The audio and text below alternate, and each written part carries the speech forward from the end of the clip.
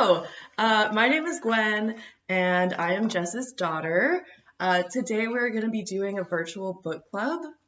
Jess will be answering some questions that she typically gets at book clubs. So, thank you for joining us, and we're just going to get straight to the questions. So, first question, what are some things that you pull your inspiration from when you're writing? So, the first book in the series, The Widows, was actually ended up in a roundabout way being inspired by this one because you, as you know, were attending Ohio University and we sent you to college without a car, and it was your birthday and we wanted to go over and do some hiking. And so I did some research about places we could hike together that our outdoor education major daughter / rugby player might find interesting, and that wouldn't require her to call 911 for me. So I found the Vinton County tourism website, and Vinton County is just a little bit northwest of Athens County. And they have this beautiful picture of this woman named Maud Collins, who was the first female sheriff in Ohio in 1925, true first female sheriff. And she just looked strong and tough at the same time. And I was really inspired by her. And in real life, she lost her husband when he was serving a warrant for somebody had violated the speed limit and hadn't, gone to court or whatever, the way the laws worked back then. And when he went to serve this warrant, he was killed. He was shot dead. And there was absolutely no doubt as to who killed him. His name was Fletcher. And there was no, nefarious, this guy just didn't want to be arrested. But I got to thinking, what if she hadn't known who killed her husband? And what if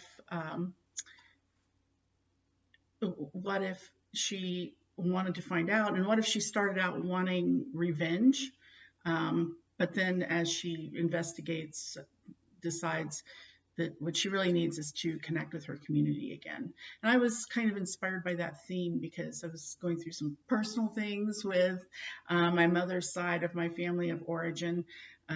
That didn't make me particularly happy. And so my character, Lily, who's inspired by Maud, and I kind of went on this journey together. So I guess you could say the inspiration initially was just sort of exploring this idea of being a person who wants vengeance and then realizing, no, deep down, what they really want is reconnection with their community.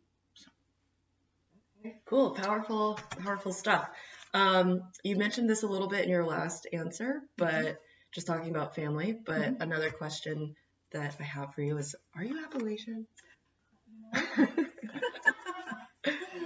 So my parents were both from the same county in eastern Kentucky in Appalachia, and their parents and their grandparents and their great-grandparents.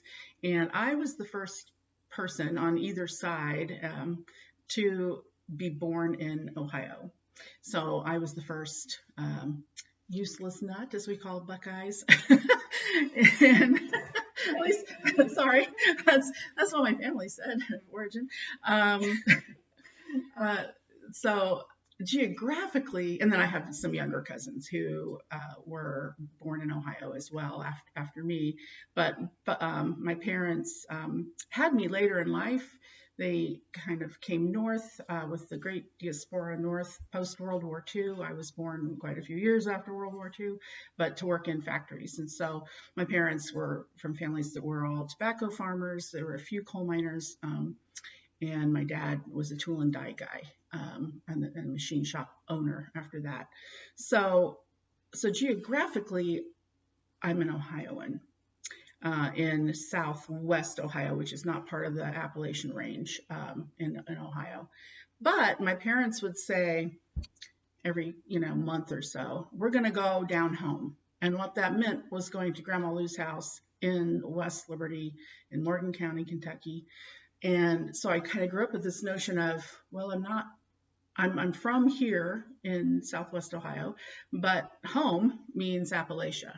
But I didn't really feel freed to write about an Appalachian experience until I came up with this idea.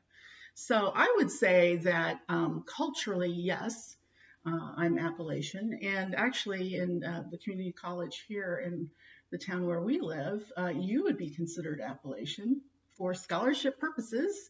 And if you ever had any kids, they would be considered Appalachian. So I guess that makes me Yeah. That's a common misconception too, that Ohio doesn't have, if you're from Ohio, you're not Appalachian. Right. It's like, well, no, it really depends where in Ohio. And, Yeah. okay. Yeah. But thank you for clarifying that. Yes. So the next question is a little bit more technical. What is your writing process like?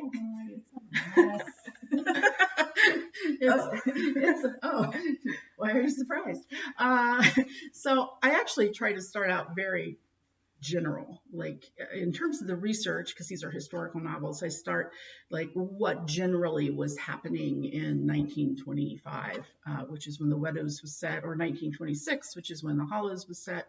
And then I focus down and try to find specific things that are not common knowledge, perhaps, about that era. I mean, when we think of the 20s, we tend to think of flapper girls and jazz clubs and cities, and all that's great and all that's true. But there's also this whole lived experience for people in rural areas of the 1920s, and I wanted to capture that. And then I focus a lot on character motivation. Even though this is a series, I really want and Lily is one of two main narrators per book. I want to find out, how is she going to grow through this particular story? So I mentioned in The Widow, she had a character growth of going from thinking she wanted vengeance to really wanting to reconnect with community. In The Hollows, it's overcoming her own depression, although she wouldn't have called it that, of losing her husband, who had been the sheriff, and wanting to run for sheriff in her own right, which is something she wouldn't have done had he lived. So that's a lot of baggage to deal with. So I start with character motivations, and then, setting is a big part of it. Like in The Hollows, the Moonville Tunnel, which is this creepy former train tunnel, is a part of the setting. The asylum that is now part of Ohio University's campus, not as an asylum, but as office space, and a museum and some other administrative offices. But at one time it was this asylum. And so that becomes a big part of The Hollows. So I look at setting, and then I tend to do a lot of like really sloppy, embarrassingly bad. Right. I don't even call it a rough draft. It's a raw. I mean, I label it raw. It's raw. It's like I'm making clay. I'm not even trying to make a pot. I'm just making clay. And then I revise, of course, and revise. But I revise a lot more at the beginning than I do at the end. By the time I'm writing the last third, what I turn in is pretty much what I wrote. And of course, it still needs more revision after that and editorial feedback and whatnot. But that's kind of my process. I try to write first thing in the morning when I'm really in the throes of starting a project. And then, of course, for that last third, I'm pretty much, I call myself a houseplant with hair. I don't look like this when I'm writing the last third of a book. I'm like in my sweatpants and, writing like 10 hours a day. And I always say, I'm not going to do that.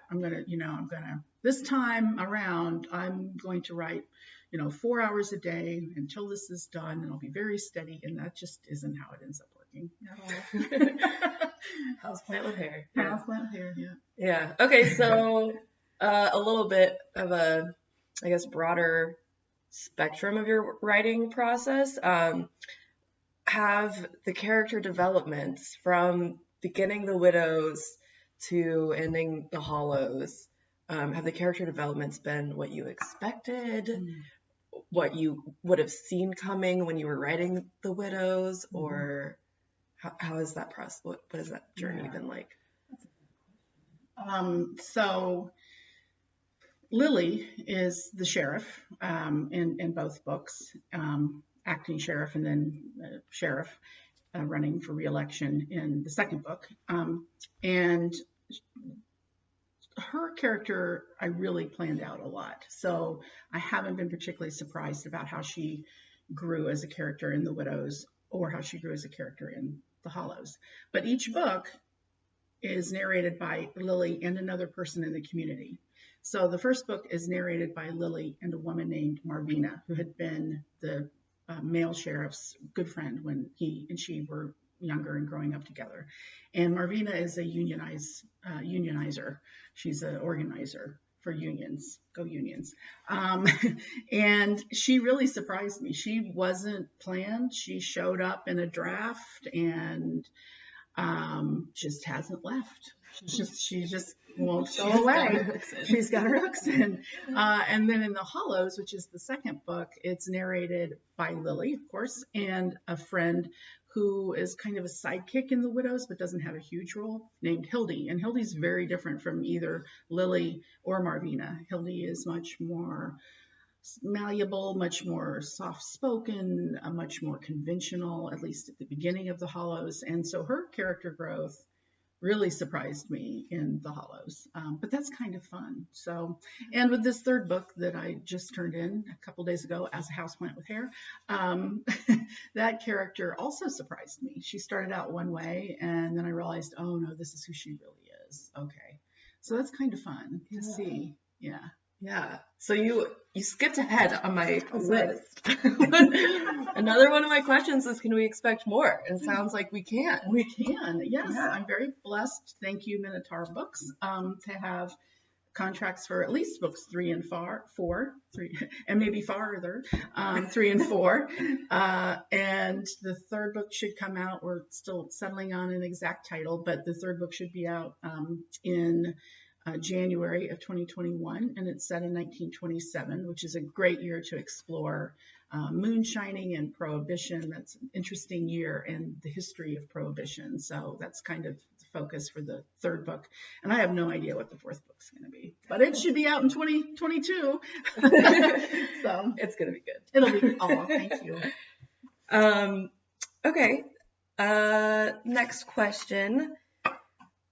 How long did it take you to write The Hollows, the Widows, and this third book? So The Widows took 3 years. And it took 3 years because 3 years, folks, because I was building a world. I was creating this character and sort of figuring out who she was. And these books are all written from the third person, like I said, 2 different characters, but third person points of view. And I've written things in the past, but they've always been, for the most part, in first person. And I was really comfortable with first person. I did this, I saw that, and not so comfortable with she did this, she saw that. So it took me a while to kind of get in that rhythm. And then to do the research of, I wanted, like I said, my family were tobacco farmers, a few coal miners, but not many. And this is set in coal mining territory. And I really wanted of Ohio, and I wanted to get it right. So I did a lot of research. Fortunately, for the next book, The Hollows, a lot of the research and the world building was in place. So it took about a year. And then this last one took a little less than a year because I got a little bit of a late start. But so it's about a year per book at this point. Okay. Now that the world is here, and we know that, and I know that Lily is going to be one of the narrators each book because she's it's the kinship series, so it's about community. So we have Lily, who's the heart of the community, and then one other person that she shares the narration with. So I can say she's the heart of it all. She's the heart of it all in Ohio, just like Ohio. Way ahead of her time. Wow. Yeah, way ahead of her time. That was a great slogan. So I like that slogan. Anyway. All right. So how have others related to the book, the community feel of it, certain characters? Mm-hmm. What feedback have you gotten? It's mostly been by far and away positive, thank goodness. And I appreciate that. I appreciate readers. I was a little nervous because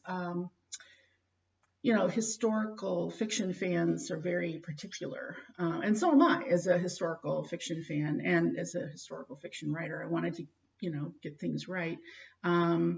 And so far, I seem to have done so. I was also concerned I wanted to represent coal miners. They play a big role in the first book in particular, and I wanted to get that right. So I have been pleased that I've met people who, male and female, who've said, my father, my uncle was a coal miner, and thank you for getting this right, and thank you for sharing our story. And working class people who've said, thank you for representing the working class in fiction. We don't see that often enough. And one of the things that was most nerve-wracking was one day I got an email, and the opening line was, I was the last editor of the newsletter for the United Mine Workers of America, and I've read The Widows, at which point I went, shut the laptop, go take a walk. Oh my gosh, is this going to be good, or is this going to be? I couldn't deal with it right away. I had to process that I'd heard from this gentleman, and I came back and I opened my laptop, and he said, "You got it right." Like, is it okay? What's it going to say? But he was very complimentary, which really pleased me. Not just because I like getting compliments, which I do, of course. Who doesn't? Yeah, they're always welcome. But because I was glad that somebody that's that deeply involved in the coal mining world, especially in years past, felt like I'd done well. Is there anything else that you want to share with the viewers? Let's see. Thank you for watching. Thank you for reading my books. Writers love feedback, so send me an email. You can email me via my website. My website's www.jessmontgomeryauthor.com. I do have a newsletter that includes fun things like pie recipes, book news, other people's books. It's not just all about me. It's, a little bit about me, but also fun things. And if you sign up for that newsletter, then you get bonus material, which is kind of fun. You get a letter that Daniel, Lily's husband, would have written her during World War I. The Great War, as they would have called it, and also another one that he would have written to Marvina. So it's kind of fun to get that little bit of bonus material. So find me on the web, find me on Facebook. I love to hear from readers. I like to chat with readers via social media. And thank you for being a reader. Yeah, and thank you for watching. And you might have already said this, but if you have any further questions, you know where to reach her. Yeah, if you have other questions, reach out and I'll be glad to answer them. Bye.